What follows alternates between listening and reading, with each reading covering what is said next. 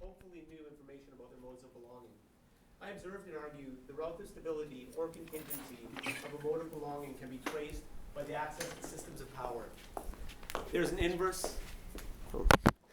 inverse relationship between access to systems of power and interventions by those systems that corresponds quite directly to the stability or contingency of an individual or group's mode of belonging.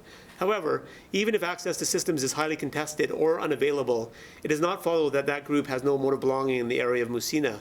In this presentation, I briefly trace these differences in belonging and suggest ways that modes of belonging can be understood using a heuristic based on different systems of communication. I start with the premise that massively mediated and non-massively mediated communications are separate systems that guide and inform each other in interesting and unpredictable ways. Massively mediated communication is foundational to the various structures of modernity, which many scholars assume create and or constrain the social spaces of local populations. However, non-massively mediated communications are still important spaces of meaning-making and belonging. For those people in the center of a nation-state, belonging is fixed, permanent, and often invisible. But for those who share a conditional belonging, the connection to the state can be highly visible and detailed, while they still lack a sense of belonging to a community or the nation. According to Rutherford, modes of belonging are routinized discourses, social practices, and institutional arrangements through which people make claims for recognition and rights. Important to this definition is how these discourses, practices, and institutional arrangements focus belonging to particular sites. My dissertation takes the assertion that modes of belonging are always entangled in translocal processes and uses the concept to explore different communication systems that entangle local artists, local NGO workers, and migrant farm workers in the Messina area. Put simply, in order to have translocal processes, whether they are regional, national, or international, you need a system of massively mediated communication. This is true for the building of nation states, globalized finance, or the international humanitarian community. The structure and content of those communication systems are part of the social fabric that makes a mode of belonging possible, regardless of the particular site. But sense of belonging, tied to the personal experience, exchange, and memory, is also tied to the non-massively mediated communication of everyday experience. I argue that another way of exploring modes of belonging is revealed in the dialectic, there it is again, between these two types of communication. These two types of communication systems interpenetrate each other, but it is a mistake to assume dominance or steering of one over the other. Tracing these systems of communication speaks to the lived experience of these farm workers, local NGOs, and artists that other systems of power do not. By exploring the dialectic between personal experience and massively mediated communication processes, the dissertation reveals the proximity of the individuals or specific groups to broader social movements and systems of power connected with those massively mediated communication systems. However, it is not only in the center of those massively mediated communication systems that belonging is made possible. Specific modes of belonging emerge from the gaps between political, economic systems of power and personal meaning shared in the non-mediated systems. It is in these gaps that the farm workers find meaning and some of the important work of NGO communication happens. I'm curious whether these gaps represent a special case of belonging, or if experience, exchange, and memory are usually found outside of the massively mediated communications of modern structures. I question what the similarities and differences between these systems reveal about the lives of the different groups I engaged with and their modes of belonging in the area. Historically, economically, politically, and ethnically, this area of South Africa has important differences from the lands south of the South Pansberg Range. The farms of this province have a long history of employing migrant workers, and they used to have a special dispensation for our farm workers and farm owners in the area up until about 1990. However, the end of this practice did not see a decrease in Zimbabwean migrant workers, and many of the migrant Zimbabweans in the area remain undocumented. According to Rutherford, the history of regulations and their implementation in this border zone suggests the state and its laws and policies are often illegible or contested and are dependent on white farmers and their entanglement in the practices of state agencies. It is in these entanglements and the contested area of belonging that most of the research on Zimbabweans in South Africa and much of the literature dealing with the larger question of migration in Southern Africa takes place. It is also in this contingent and ambivalent zone where my study of communication emerges. Zimbabwean farm workers' mode of belonging in northern South Africa is well documented. Their categorization in the development-migrant nexus is well established, as is their symbolic status in the discourses of national and international political economies. However, my fieldwork reveals systems of communication and belonging not directly spoken to by international, national, or regional practices of power, which instead focus and rely on more visible practices tied to the authority of sovereign power and the state. In fact, it is in the gaps of these practices, the open spaces of sovereignty, the inevitable disconnect between text and practice, that reveals modes of belonging not easily or wholly traceable by mass-communicated concerns. In a world where mass communications are produced by more organizations than just the mass media, the negotiation of mediated space in Limpopo, along with the emergence of a sense of belonging associated with these gaps in that contingent space, adds a missing element, I hope, to the ample literature on development in the region. The mass-mediated system of communication that informs the lives and modes of belonging of the local artists, Malau, and the farm workers is simultaneously constituted by practical concerns, governmental and non-governmental organizational structures, engagement of farm owners with different levels of government, concerns about public discourse, and NGO commitments to funding organizations, to name a few key factors. With this in mind, I examined my ethnographic research, interviews, and documentary evidence to question how inevitable gaps between text and practice are indicative of choices informed by relationships beyond that of NGO worker to client or farm worker to farm owner to farm worker. As an example of this process, I'll focus on the migrant farm workers in this area. Farm workers' status as Zimbabweans gains the migrant workers symbolic currency amongst northern South African farm workers that increases their access to work on the farms. Their symbolic categorization demonstrates one of several competing narratives at the national level. Rutherford's work can be understood as showing how the framing of Zimbabwean workers as positive economic resources differently impact their status than framing migrant workers as health concerns and possible carriers of HIV/AIDS, for example. A single migrant farm worker could be a political refugee, an undocumented border jumper, a carrier of HIV, and an unaccompanied minor and an economic migrant.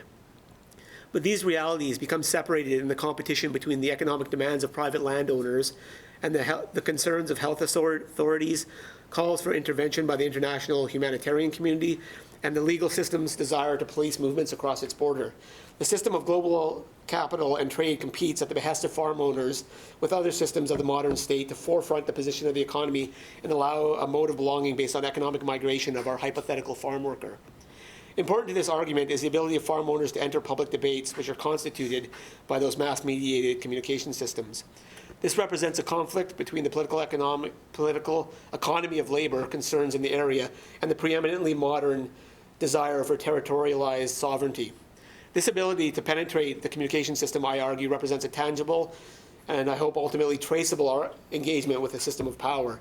Whether it is the mass media or another massively reproduced practice of communication, the legal system, the international humanitarian community, or the various scales of economic systems, interpenetration in that system is an entry into a relationship of force not available to all citizens of the nation. It is a relationship of force based on both personal relationships and the contours of the systems of power themselves. These systems are nearly universally removed from the farm workers I engaged with and heavily biased towards systems of international NGOs over the local NGO workers in the Messina area. Despite these biases, the dissertation follows a well-established sociological norm that in the social construction of reality, the communication system is an important field of negotiation.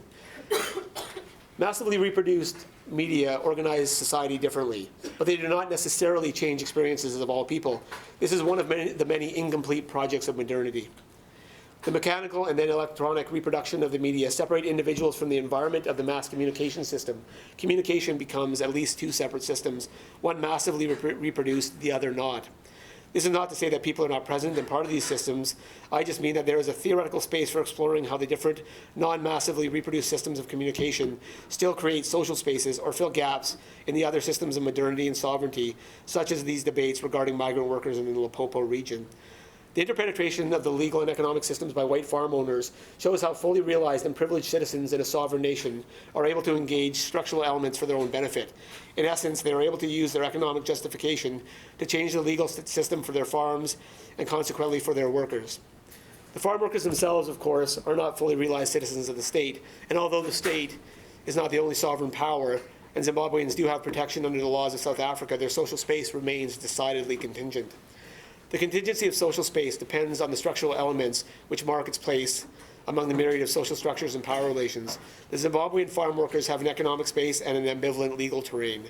Their ability to interpenetrate systems of modernity, such as the legal, political, or economic systems, can be difficult or, frankly, impossible. And the interventions upon them by local police, the South African Army who patrol the border, and even the Maguma Gumas who raid the border between Zimbabwe and South Africa are further evidence of the one-sided control of state systems of power over their modes of belonging. However, this does not mean they have no belonging in the world or no sense of belonging to South Africa. A contingent social space creates a mediation of its own and inadvertently protects its members from full membership, or protects its numbers from full membership in this system of forces. Just as individual farm workers cannot interpenetrate the mass media, political system, or legal system with predictable success, there is a space created in the vacuum of constant political or legal pressures which can be utilized to create belonging. Since the farm workers' contingent social space is dependent upon the economic system, once they are finished their work, they have an open space, real and imagined, to create bonds, explore connections, and engage a mode of belonging with Messina's creative community through the theater group they established on the farm. This is undoubtedly a minor pleasantry in a sometimes tedious, sometimes dangerous existence. Yet I believe it is indicative of the shortcomings in the ability of the multiple systems comprising modernity to exert complete power over its least protected members. As Rothenbuehler explains, the importance of symbolic reality then is that it is both a structure and an opportunity for freedom. Even when communities are labeled with a collective identity, the membership of that community is constantly subject to processes of inclusion and exclusion. Important to this understanding is the realization that inclusion and exclusion occur first at the level of a symbolic category before physical or individual exclusion occurs. Therefore, a Zimbabwean migrant worker may be compelled to accept inclusion in the collective category when economic opportunities are linked to the process, but it does not necessarily follow that other categories used in the debates around migrant workers, vulnerability, xenophobia, crime, or HIV/AIDS, for example, will be accepted. They are able to shift between categories in a more fluid and dynamic way than the structures that create these categories can. For all three central figures of my dissertation, their modes of belonging is revealed in how easily they can access systems of economic and sovereign power versus how often and forcefully those systems intervene in their lives. Local artists have all the stable and long-lasting mode of belonging that comes with citizenship and an unquestioned belonging in an area. Their privilege, as it often is mostly invisible. They were able to access national funding through the Johannesburg ad hoc NGO to create a local arts network that thrives today. The workers at Malau had a stability in their personal mode of belonging in the area, although the NGO itself is in a more precarious position.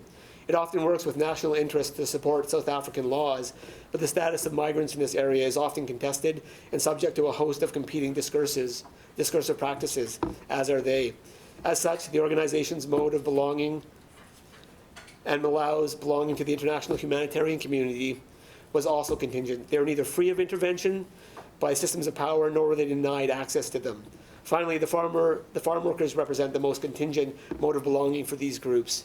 They were under the constant threat of intervention and had little access to systems of power despite being officially protected by South African laws. And yet, because they were able to carve out a mode of belonging outside the mass media debates of those systems of power, they create a sense of belonging to a particular part of South Africa whose meaning cannot be assigned by those normally in charge of mass-producing meaning.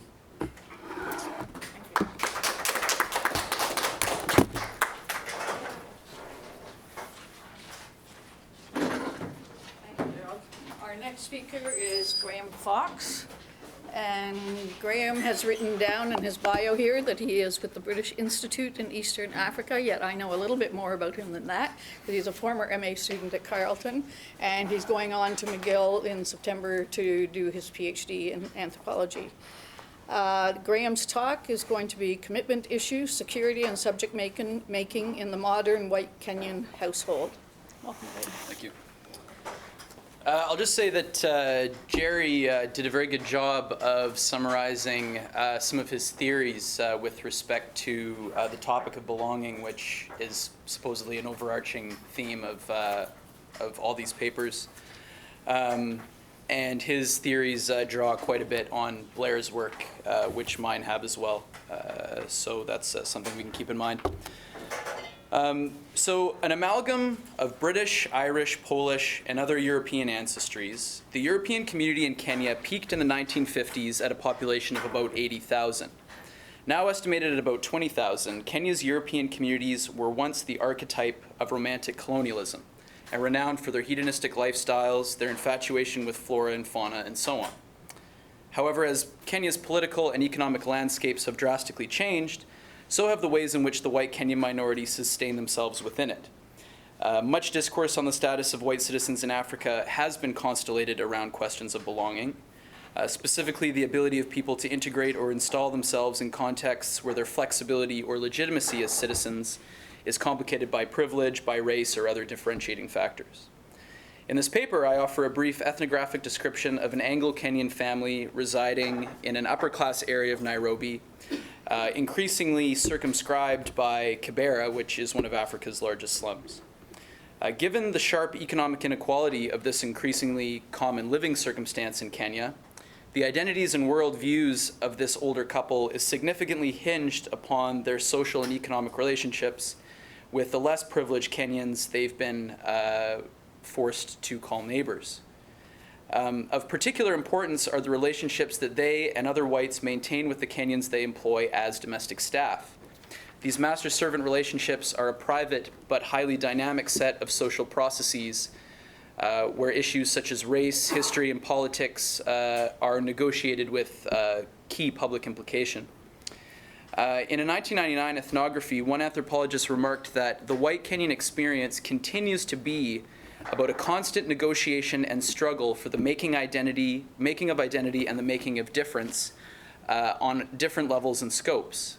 In examining the rhetorics and perspectives of a couple who remain who continue to maintain a very colonial lifestyle, I question how their treatment of their house staff shapes or is believed to shape their public image in the community. I argue that this family's relationship with Philip, who they call their houseboy, helps them convey themselves as committed to Kenya amidst ongoing consternation about their status, while simultaneously reifying a lot of the racial, ethnic, and class cleavages that problematize public life in Kenya. So having been born in East Africa and lived in Kenya her whole life, Sheila Cranford explains to me she is greatly dependent on domestic help and does not even know how to boil an egg or brew a pot of tea. I'm helplessly dependent on Philip, she admits, the 45-year-old Kenyan man who's cooked and kept house for the Cranfords for nearly 10 years. A self-identifying Luya, Philip has made a living most of his life working for upper-class families in Nairobi and supports a large extended family who he visits in Western Kenya 2 or 3 times a year. When asked about their relationship with Philip, Sheila begins by emphasizing the importance of hiring staff from the right ethnic group. The Luya, she explains, have a disposition by far most suitable to domestic labor. She believes, in her words, that some tribes are far too cunning to be trusted as domestic staff. Joining our conversation, her husband Henry explains that hiring the wrong staff poses a tremendous threat to the security of one's home and family. You must work hard to find the right person, Henry explains, and when you do, you must treat them well to maintain their loyalty. Henry then disappears to an adjacent room and returns carrying a large cardboard box. Emptying its contents on the coffee table, he begins assembling the inanimate parts together, saying how excited he is by this newly acquired bit of technology. As the item takes shape, Sheila reveals it is a portable solar lamp. They had recently acquired a whole shipment of them from Dubai for Philip to give to his household. Now the children can study at night, Henry explains. His is the only home in the village with any sort of electricity. Not even the chief has that. As I admire the technology, the Cranfords begin to tell me about other benefits they offer Philip. In addition to what they claim is a very generous salary relative to the average Kenyan wage, the Cranfords have purchased him a motorcycle, offered his family entire home's worth of used furniture, and recently extended him an interest-free loan of 5 million shillings for the purchase of land. Land is a very big deal for the Kenyan people, Sheila explains to me. For us, the price of a bit of land is nothing to worry about, but for Philip, it can help his reputation and the future of his whole family. Philip has been very good to us, and so we try to be good to him. The following week, the Cranfords leave Kenya to visit their son, an MIT-educated engineer who now lives in Massachusetts. Sheila recommends I take this opportunity to spend time with Philip one-on-one, as he's perhaps more likely to speak openly about her and Henry when they are not around. I return to the Cranfords' compound the following week, where Philip has been busy catching up on chores before returning home on a vacation. Instead of escorting me towards the Cranfords' townhouse, as he's done on all my previous visits, Philip leads me to an isolated and overgrown corner of the complex. Invisible to the residents of the compound, Philip explains that these are the servants' quarters, a row of dilapidated wooden sheds secluded from the garden by a 10-foot concrete wall. I count 12 sheds in all, one for each townhouse, customary, Philip explains, for most middle or upper-class compounds in Nairobi. Showing me the inside of his quarters, it is clear that Philip sleeps, cooks, entertains, and spends most of his free time in this 8 by 10-foot room. When I remark how cramped it is, Philip explains it is favorable to living in Kibera or other nearby slums, and that the electricity feed from the homes enables him to have lights and a television, a privilege he would rarely enjoy in his village. Later, when I ask Philip about the Cranfords, Philip begins by acknowledging the challenge of working for an older white couple, as they maintain many household customs that he feels are archaic. In the normal course of a week, Philip is responsible for virtually all of the Cranfords' domestic needs. He cooks, he does laundry, and he keeps the house in what I felt was a commendable state of care. He enjoys a few hours of free time in the afternoon between preparing meals, and enjoys Sundays off as the Cranfords go to church and then to lunch with friends. He complains facetiously about accompanying Sheila and Henry on their camping trips up country, where they take him along to help set up camp and prepare meals. Philip is bemused at this distinctively white pastime. Why people would retreat to the bush when they have a comfortable condo in Nairobi seems utterly illogical to him. When I ask Philip about the land the Cranfords had recently assisted him in purchasing, he immediately began to boast about the many crops that his wife had already been able to grow there. Remarking how thankful he seemed for the loan, Philip also told me of some other benefits that the Cranfords had previously failed to mention to me, and this includes that they pay for his daughter to attend a well-regarded private school, and his son to attend a polytechnic to study carpentry. Opportunities, he points out, that he could not afford without Sheila and Henry's help. As Henry Cranford's earlier comments had suggested, hiring and maintaining trustworthy staff is a critical preoccupation for the Cranfords, especially with regard to their sense of security. Security in many forms and contexts is an issue which the couple speak of frequently and emphatically. Whether their anxieties are realistic or presumptuous, the Cranfords are absolutely and constantly fearful that some of their neighbors from Kibera or other surrounding areas may decide to victimize them. The sorts of violations of security that they live in fear of are as disorganized as a woman passing by throwing garbage over their fence, to the possibility of an organized gang of young men taking over their home and exacting violence of a more extreme kind. And it's also important to mention that the Cranfords express little to no confidence whatsoever in the Kenyan police, and I have no confidence that they would come to assist them if they felt that they were in a particularly perilous situation.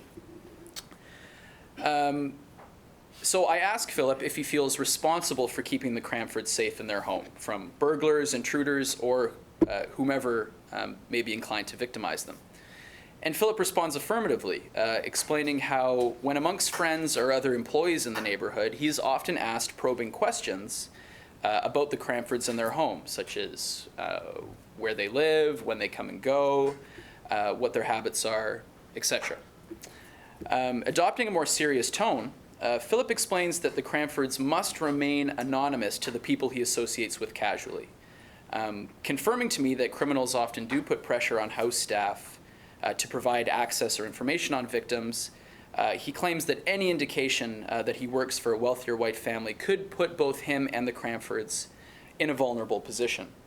Though many lower income residents of the area do earn their living working in upper class compounds, Philip claims he is an especially a good employee in that he is genuinely committed to remaining silent on their details, and that given the extent of the benefits that the Cranfords afford him, he simply can't afford to be compromised, or so he says.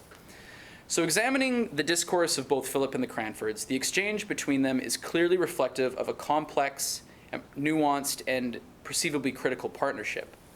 As both these parties perceive themselves to live in some degree of peril, the Cranfords being sort of a political peril with regard to their public image, and Philip's being economic and the stability of his family, the arrangement between them constitutes a dialectic of sorts in which neither is secure without the other.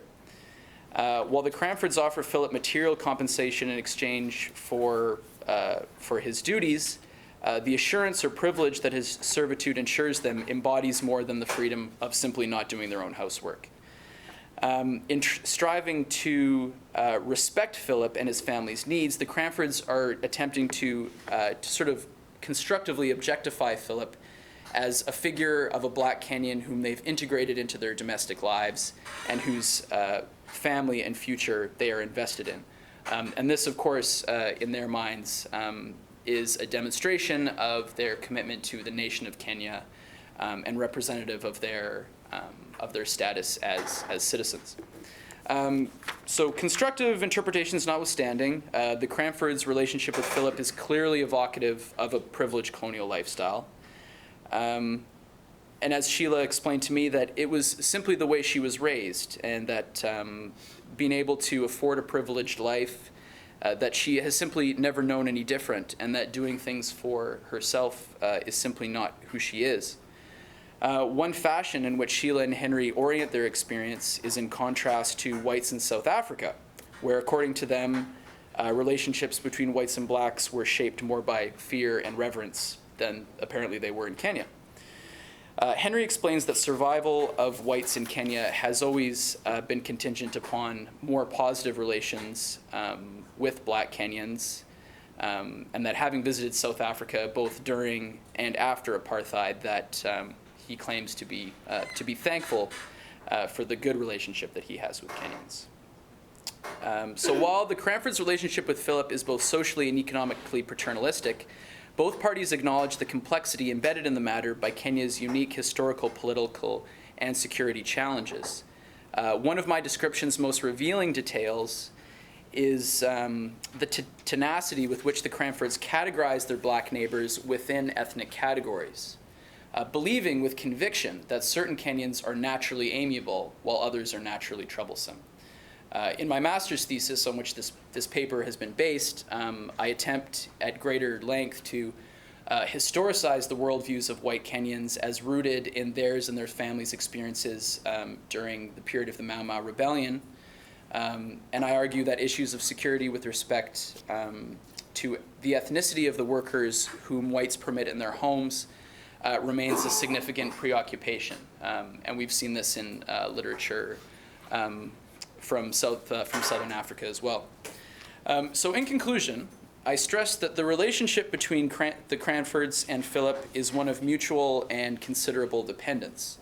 Choosing to segregate themselves from most Black Kenyans, the Cranfords' eagerness to invest in Philip and his family suggests that Philip and his family play a critical role in their public image, specifically as people who belong by virtue of their embeddedness within this sort of informal economy of patronage. Knowing that Philip is a sociable and respected member of the local working class community, the Cranfords see themselves as dependent on him to vocalize their positive characteristics. In reality, however, the most effective way for Philip to protect the Cranfords is in keeping them anonymous. Despite this misconception, the notion of Philip as sort of a spokesman or an ambassador of the Cranfords offers them a significant degree of reassurance, and the investments the Cranfords have made in Philip and his family are essentially the core of their self-perceived political identity as Kenyans. So if their identity as householders is ever threatened by rhetorics of racism or privilege, the Cranfords believe that their relationship with Philip would serve to demonstrate precisely how invested they are in the well-being or the development of their local community, and hopefully shield them from that political antagonism. Thank you.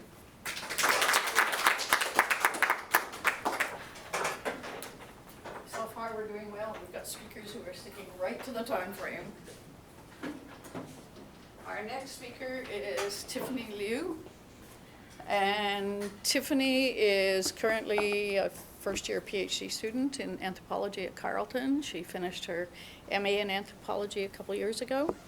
And her talk today is leading into what her fieldwork is going to be in the future. So we've got papers that are at different stages.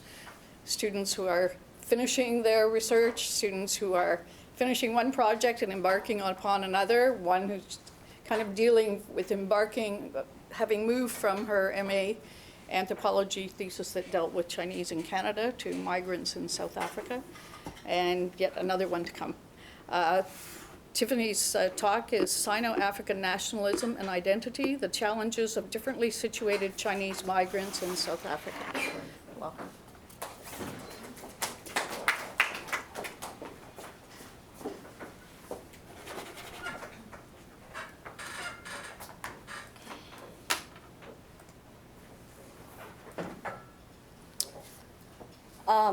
So previously, as Professor Louis just mentioned, my research interest was on Chinese in Canada. As I haven't started my doctoral ethnography research in South Africa yet, so this presentation is a work in progress based on literature review. So I would really appreciate any feedback. It's a common assumption that the Chinese diaspora is a group of migrants who all come from the same place, China. And by implication, they all share the same racial and cultural origin. However, in Chinese diaspora studies, more and more scholars began to challenge the idea of who are the Chinese and what is the nature of Chineseness. As many of you might have noticed that there has been a massive fall from China to Africa. And some of you might also know that any country wishes to develop diplomatic relations with China, they must follow the One China policy. In other words, there's more than one China. So by using Chinese in South Africa as a case study, I'm here to discuss about the Chinese from different political, regional, and cultural backgrounds, and how their different situation even had an impact on the apartheid policy. The case of South Africa is particularly interesting because of the apartheid government's relationship with Taiwan. So where's Taiwan? It's a tiny island next to China. In fact, it's so tiny that I have to circle it on this map. But if we look closer, here's Taiwan, or officially the Republic of China. But throughout this presentation, I will refer as Taiwan and the People's Republic of China as China to avoid confusion. So how and why did the split happen? We have to look at the Chinese modern history. China was under imperial rules for at least 2,000 years. And Qing was the last dynasty, which ended in 1912 by the Chinese Nationalist Party, which is usually referred to by its Chinese term, Kuomintang, or KMT for short. So Sun Yat-sen is considered as the father of the nation who founded the Republic of China, and which was the government ruled China between 1912 to 1949. After Sun's death, Chiang Kai-shek became the leader, and during World War II, the ROC was the one of the Allied powers. So after Japan lost in World War II, Taiwan, as a Japanese colony, was handed over to the ROC government. After Mao Zedong's Communist Party won the Chinese Civil War, Kuomintang and its supporters, between 1 to 2 million Chinese people, were relocated from mainland China to the island of Taiwan. So since 1949, China became the Republic of China, while Taiwan has become the headquarters of the ROC government, and it was the representation of China in the UN. But only until 1971, when the UN recognized the PRC. Meanwhile, the UN was condemning South Africa for its apartheid policy. So both Taiwan and South Africa found themselves isolated from the international community. In order to attract Taiwanese business people to set up factories in South Africa, the apartheid government offered a number of investment opportunities. And this was when we began to see the flow from Taiwan to South Africa. For example, these studies have shown that by the late 80s, Taiwan has invested 120 million US dollars, and there were more than 600 Taiwanese-owned businesses in South Africa. But the Chinese people had been in South Africa much longer than the 80s, which can date back to as early as the 17th century. Between 1660 to the late 19th century, the number of Chinese people in the Cape Colony was less than 100. In 1904, there were 806 Chinese people live in the Eastern Cape area. Between 1904 to 1910, about 60,000 Chinese contract labor were imported to work on our mines. But after the term ended, most of them returned to China. Around 2,000 of them stayed in South Africa, and about half of them settled in Johannesburg. Because of the war between China and Japan and between Kuomintang and the Communist Party, so it was a very difficult time to live in China. Many of the Chinese remainder helped their family to move to South Africa. So as a result, there were almost 5,000 Chinese people in 1951. After the South African government officially imposed the apartheid system, only a few isolated cases of Chinese people were allowed to enter between 1950s to the 70s. But it's also important to note that the data I'm showing here do not reflect on the actual numbers of Chinese people during each particular times, because I have not been able to find a number of Chinese people who had moved to South Africa during the 50s. And the numbers of second and third generation Chinese were also unknown. I'm using the term local to describe Chinese who had moved to South Africa before the 1980s, as I think it's important to make the distinction between those who came before and after the 80s, because this is when we began to see the influence of other Chinese. Another thing to know is that they were not classified as Asian but white under the apartheid law. The term other simply means Chinese not from China. Record shows that during the 80s, the Chinese investors were also from Singapore and Hong Kong, but most of them were from Taiwan.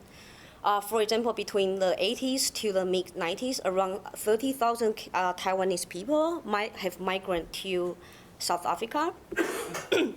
Recent Chinese applies to migrant from China after the 70s, as there were also a small number of them. For instance, in 1994 and 95, 354 people from China had obtained permanent residency versus 828 from Taiwan and 37 from Hong Kong. As I'm still looking for more data to show the breakdown of the number of Chinese by their original citizenship, but one thing we know for sure is that Chinese who had been in South Africa before the 80s, they were under the racial category of Asian. But the Taiwanese and the Chinese people who came after the 80s were classified as white. They did not have all of the privilege as white people, but they were it's not as restricted compared to other Asian and Black South Africans. If we go back to the chart, so we can see the numbers of other Chinese began to drop since the late 90s. The main reason was because in 1998, the post-apartheid government switched its recognition from Taiwan to China. So many Taiwanese people moved to somewhere else or returned it to Taiwan. Around 11,000 of them remained, and the number is continuing to drop. At the same time, we can see the number of migrants from China has been increased. So how many Chinese people are in South Africa or in Africa nowadays? I think the simple answer is it's hard to document. As I'm showing this statement from Park, which explains some of the reasons why it's difficult to trace a number. In other words, we can only estimate the numbers. Furthermore, both of scholars also mentions that another difficulty in gathering the number is because we don't know how many undocumented illegal Chinese are in Africa. In addition, from my research experience with Chinese in Canada, I would also like to point out that another difficulty is that the official data may not always reflect on the actual number of this population. For instance, one of the reasons is that the different nationality laws in China and Taiwan. The Chinese government does not recognize dual citizenship, where the Taiwanese government does. This may explain why more Taiwanese immigrants have become South African citizens than Chinese. But this does not mean that there are fewer Chinese people in South Africa. If in the case of Canada, many Chinese immigrants do not apply for citizenship, even though they have been living here for a really long time, simply because they don't want to lose their Chinese citizenship. My assumption is that the same situation may also apply to the case of South Africa. For instance, in 2008, the High Court issued that Chinese to be reclassified from Asian to Black. As we can see here, again, the number provided by these two scholars were not consistent, because one of the arguments is that not all Chinese who came to South Africa before 1994 had become citizens. But at least from these studies, we know that this law does not apply to all of the Chinese people in South Africa. But regardless of how many of them have moved to there, one thing we know for sure is that Chinese in Africa is a diverse community. Park, she's one of the leading sociologists who has been studying Chinese in South Africa with a focus on the notion of identity. She has identified there are at least 3 types of Chinese community in South Africa. She argues that Chinese people are neither homogeneous nor unified, to indicate that there have been tensions between these communities. So simply put, they have been divided along the lines of regional identity, social class, generational gap, and political connection. Another scholar, Ma, here has focused on the patterns of Chinese migration. As I listed here, he has identified 3 kinds of migration. The first and the second types are more well-known, since many documents have shown there have been many major Chinese construction projects all over Africa. What's interesting to me here is the third one. According to Ma, they are those Chinese people who stay in Africa while waiting for an opportunity to leave for Europe. He also mentioned that this type of migrant have not been studied at all. So I went on the internet to do some search with Chinese sources. I didn't find much about transit proletarian migration. Instead, I found there might be another type of migrant in transit. According to a news article in Hong Kong, ever since the government introduced CAAS in 2003, the majority of applicants, around 84% of them, were overseas Chinese. CAAS is a type of investment visa which can shorten the period of the immigration process to attempt residency in Hong Kong. According to the article, the first and second country where overseas Chinese hold permanent residency are in Africa. Together, they make up 75% compared to the rest. The article also talks about in these 2 African nations, you can sort of buy a permanent residency if you invest less than 150,000 Hong Kong dollar, and the process only takes between 2 to 3 weeks. It's fast and costs much less if we compare to the Immigrant Investor Program in Canada, which requires 800,000 Canadian dollars, and the waiting time is at least 5 years.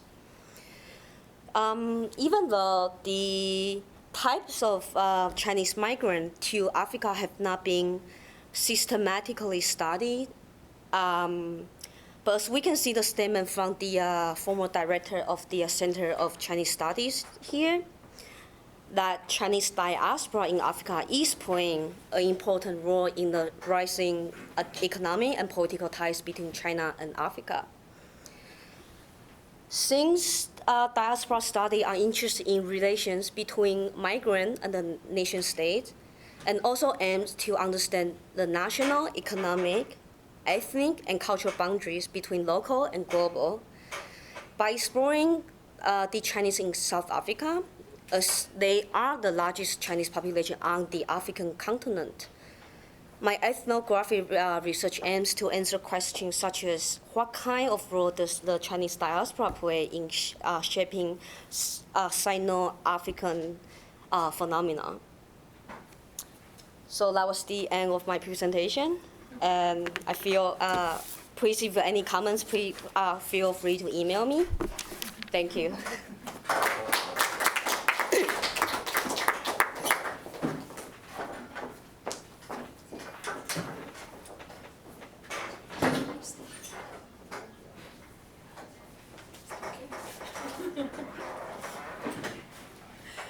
Thank you, Tiffany.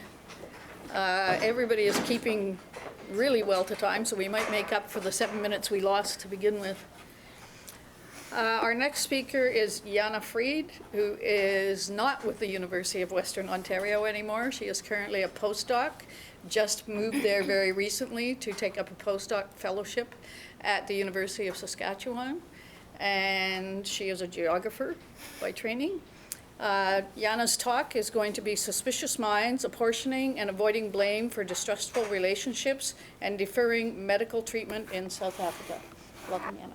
Thank you very much, Louise. Yes, welcome to my talk. I have to admit up front that I might not really fit into the topics covered in the 3 previous talks, but I hope that it's going to be interesting for you nonetheless, and maybe actually an audience coming from a different background might actually be helpful for sort of theorizing some of the things I'm going to talk about today. So what I'm really looking at here is research coming from my previous postdoc at McMaster University, where we had a 3-4-year project looking at equity and access to healthcare in South Africa.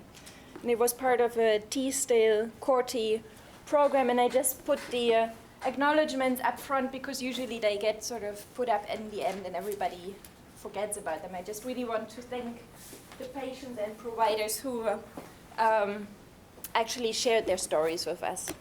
And saying that what I'm going to talk about is really the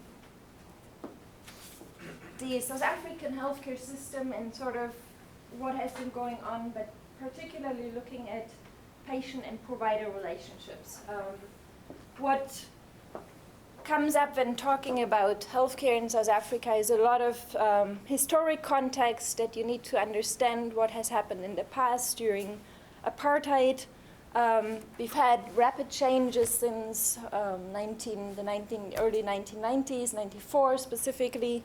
We had changes in legislation and policies. There was a major reorganization of the healthcare sector from an apartheid state structure with healthcare focused on different ethnic, racial groups, etc. All of this has changed. There have been changes in health needs and the scale of health issues as well, which is more linked to certain processes, for example, with the advance of the HIV/AIDS epidemic linked to TB, etc. So what I also want to point out here with the second point is where there have been a lot of changes since the end of the apartheid state. We also have a lot of continuities, and those have been sort of mentioned in some of the earlier talks, that we have resource limitations, we have inequalities between, this is looking at access to healthcare specifically, but we also have social determinants of health which still continue to play a role in the sense that your access to economic resources, your access to, or actually the way you grow up, your environment is really determining a lot of how your health outcome is. What I'm going to focus on in this talk, and which was really the research project we have done, is looking at barriers to access to healthcare. And what the way we conceptualize this is that you actually have sort of three different areas. You have availability, which in many ways is the physical access to healthcare. There are some dimensions to that as well. We have affordability, very much the financial access, which in South Africa, one would assume, has been addressed by the fact that now primary healthcare is free of service charges. And nonetheless, there are major issues which we looked at and which I'm not going to talk about in this talk, but they exist, of course. And we have cultural access. And in this paper, I really want to talk about acceptability issues. So I want to talk about patient experiences when entering healthcare facilities, or perceived ideas about the healthcare sector. And they are broken down there in a number of different aspects one can look at. And so I'm really going to focus on provider and patient expectations. And ideas about how those interactions should play out are really informed by a whole range of different aspects. They are linked to history, to the politics. For example, there is this major project of increasing access to social services. There's a whole debate about human rights. There's a whole agenda about talking about improving people's lives in South Africa. And all of this is informing the interactions between patient and providers, at least indirectly. And we have also the other dimensions I'm just mentioning there briefly. When researching those type of relationships, there again is a number of different sort of lenses one can use. One can look at the strategies and tactics which are being employed by healthcare providers and also by patients seeking access. We have a lot of research looking into street-level bureaucracy, which is really looking at the workers which a state employs, which are delivering services, and the way they actually translate existing policies in real-life workings is what that type of research is looking at. And we also have debates around about rights and responsibilities, and also a discussion when I'm now talking about patients, am I portraying them as victims of the system, or are they actually agents who have some level of control about their own lives? Just as an overview of what we've done in this project and some of the things I also have to say we also had a quantitative data collection strategy, which I'm not really going to talk about. But we've looked at a fairly big sample size, interviewing patients who were on antiretroviral therapy, who were accessing tuberculosis treatment, or who were pregnant women accessing or not accessing delivery services in the healthcare sector. And we did this in Mitchell's Plain, which is the area around Cape Town, and we also went to Johannesburg in the rural area up north, Bushbuck Ridge, which is close to the Kruger National Park, if you're familiar with South Africa. And as you can see, we've interviewed a number of patients, but also providers, to get a feel for what different ideas and experiences those people have. And we also, I don't know if I mentioned that, yes, we did observations. We actually observed everyday interactions between patients and providers in those facilities. Some more details you might be able to find out in reports which we have published already. What I'm going to do now, as I said, I'm focusing on one aspect of access to healthcare, which is acceptability, and I'm focusing specifically on patient and provider narratives around those interactions. So it's really just a small part of this. And what I also would like to say, this is a paper I'm working on with 4 different people, and we've done the data analysis, and we've sort of tossed around with a few ideas on how to analyze the data we have, but we haven't quite come up with an agreement yet on how we are going to write up the paper. And this might be reflected in what you're going to see, but if you have any thoughts or suggestions, it would be very helpful. So this is the first person I would like you to get to know very briefly. She's, and these are all pseudonyms, not the real names, Naledi Tso, who is a 33-year-old unemployed mother. She has 2 teenage children, and she also lives with her grandmother and 2 younger siblings, and is actually a very typical woman in Soweto. She also is one of those many people who actually has HIV/AIDS. She was diagnosed in 2004, which was just after the period when South Africa started to discuss access to antiretroviral treatment for a greater number of people. 3 years later, she had TB a number of times. She actually finally started to get antiretroviral therapy to deal with HIV. And as you can see, she really appreciated having access to the medication, and she really emphasized how life-changing that was and how it gave her hope again.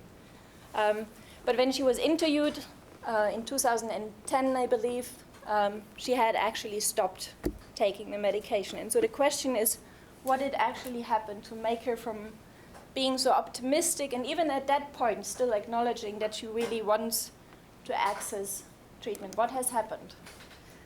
And if you read this quote, because my voice is getting a bit tired already, I will talk about it in a second.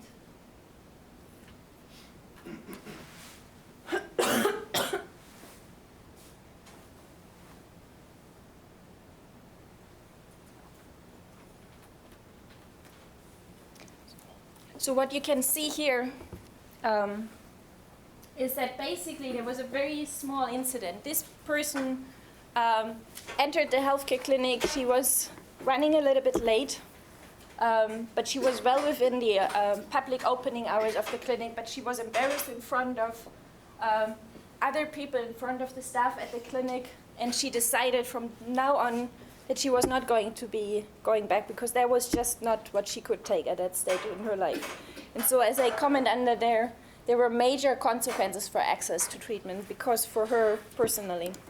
And she also, interestingly, she uses this episode to take responsibility from herself for her own well-being and transferring it to this woman who treated her badly and now claims that whatever happens in her life is now the responsibility of that provider, that nurse. A similar story, and I have to speed up a little bit, is we had maltreatment of patients who came late to an appointment. In this case, the person came late because she had no money at a particular point in time, and so she came at a different stage, and she was treated very badly by the healthcare staff because she missed the appointment.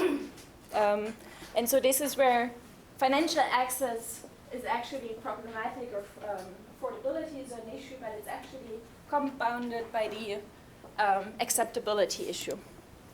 And this continues here, where we have a person who decides that she doesn't continue taking her TB treatment because it makes her sick, and that impacts on her HIV/AIDS therapy. She doesn't communicate that to the healthcare provider, and then there's this major clash with the nurse about her not taking the treatment, even with the threat to stop antiretroviral therapy, and therefore actually threatening her life. And again, here she says that this was unacceptable, but she doesn't really follow up on what was going on. She doesn't use the officially established rules of actually complaining about nurses. Similarly, a woman who had just lost her baby, and the way I'm reading the interview, I wasn't there, it's really because of mismanagement in the clinic. She is also describing that there was a lot of abuse going on in the maternity ward. And in some cases, this type of experience triggers out into the community, leading to this young woman actually never going to the clinic because she was very young still, was pregnant, had no economic means, but she was afraid of being badly treated at the clinic and therefore decided not to go at all. And she delivered on her own in the middle of a night under a bush. She was successful giving birth to a healthy baby, but it could have been a very different outcome as well. Now, very briefly, talking about the providers. I have to put up front, we had a lot of opportunity to observe very positive provider-patient interactions, but we've also come across a number of occasions where providers would talk about the patients as being, for example, here, very ignorant, in some ways even stupid to have made certain life decisions. And so this in some ways portrays a certain way of conceptualizing patients, trying to deal with them in a very paternalistic way, treating them as children, treating them as if they are no agents themselves, making decisions about their lives and their health. And the whole way the healthcare system is set up is very much a system, and I jump forward, where we have a lot of institutionalized approaches. For example, TB treatment patients have to go on a daily basis to the clinic to take their medication so that they can be observed taking the medication. This puts an enormous strain on patients. Usually patients with TB in the beginning at least are very ill, so it's sort of not making complete sense, but it's this idea of having control over what's happening in a patient's life, even so it may, in effect, decrease their access to healthcare. And to summarize this, or starting with some emerging themes we identified, is that we have, not everybody, but we have an outspoken minority of patients, this is outspoken in the context of our interviews, who feel that they were not receiving the type or style of treatment they are actually meant to receive. So they are really aware of their entitlements. They are really aware of South Africa's very advanced laws in terms of access to services, but they are not feeling that when they are entering a clinic. What is interesting, very often those shortcomings are not attributed to the system or maybe more systematic issues. They are actually attributed to individual providers. Individual providers are being blamed, and it's kind of interesting seeing that in the context of the, for example, the treatment action campaign, where broader systematic issues have been raised. A lot of the times, the patients we talked to were more focused on the individual experience. Equally, providers were often starting to treat patients as social categories and less focus on the individual and less focus on the person in front of them, their specific situation, their specific socioeconomic needs, or whatever their story was. There was a lot of mistrust going on a lot of the times, providers assuming that patients would be lying about their specific situation. So just to summarize this, in South Africa at the moment we have really a very advanced constitution which provides rights to equitable treatment. And there's really a lot of talk about accountability and transparency, and also the rights of patients. Most clinics have a book where people could write complaints down, but that doesn't seem to really become implemented. And so what is happening with situations where there's some level of mistreatment happening, quite often as I mentioned before, this would be blamed on an individual and would also undermine in the long run the trust into the healthcare system. And so these are some of the things we are talking about. What is causing this focus on the individual level, at least from the patient's perspective? What are the consequences of the way these type of experiences are actually portrayed? Thank you.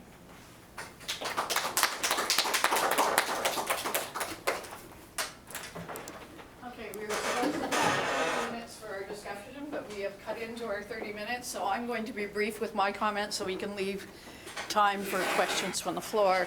And I think we will probably try to arrange ourselves just like in a little circle here rather than people coming up and making it more formal.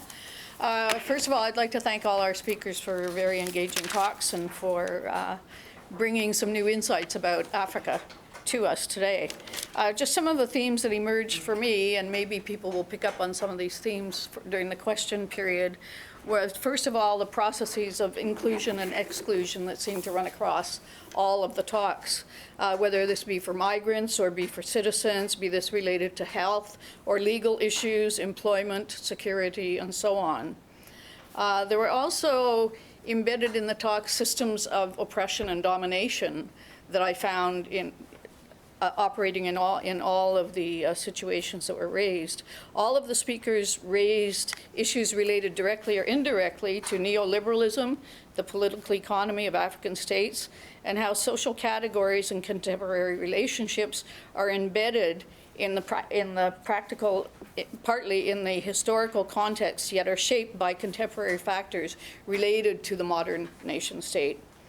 Another issue that seemed to come about was communication, whether this is individual or collective, and how people can have their voices heard between each other, but as well as having a voice as a minority group or somebody who is oppressed to the state directly. How can they get their voices heard? So that what came across, if we look at the theme of belonging, is that these modes of belonging is a struggle for people in Africa. And that includes the people who are of white privilege in Kenya and in South Africa, as well as the migrants and the people who are citizens trying to get access to health care. Overall, there seems to be a lack of confidence in the systems, no matter where you were speaking about, and an interdependence upon others, and that these interrelationships that people have, either with an NGO or a small group or a theater group, as Gerald mentioned, or the relationship between a servant and, quote, master. The people had these interdependencies that actually fostered that sense of belonging. And so it becomes very much at the micro level, but that relationship between the micro and the macro is much more tenuous. So I'd like to turn it over to our audience and see if we've got about 15 minutes left for questioning. And I would like our audience to raise some questions, or if the speakers would like to respond to anything immediately, feel free to do so.